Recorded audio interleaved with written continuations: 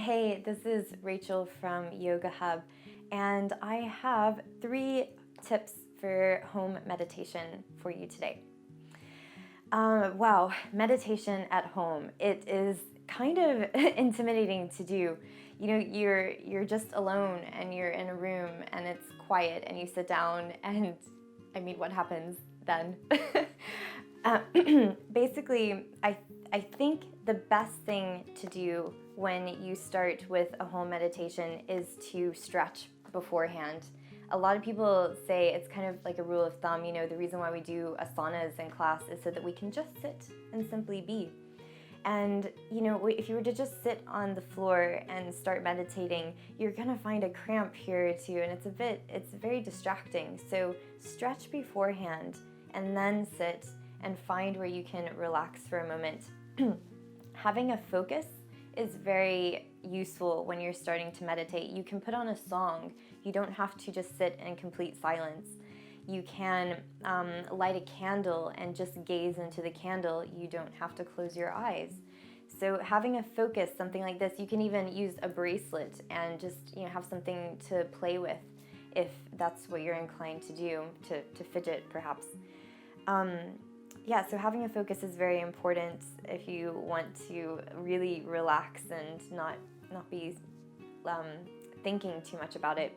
But at the same time, there will be outside influences. You know, you might hear a truck go past your window. You might hear, if you have a roommate or you live with someone, you might hear them walking in the hallway. You might hear your stomach grumbling. These things are going to happen.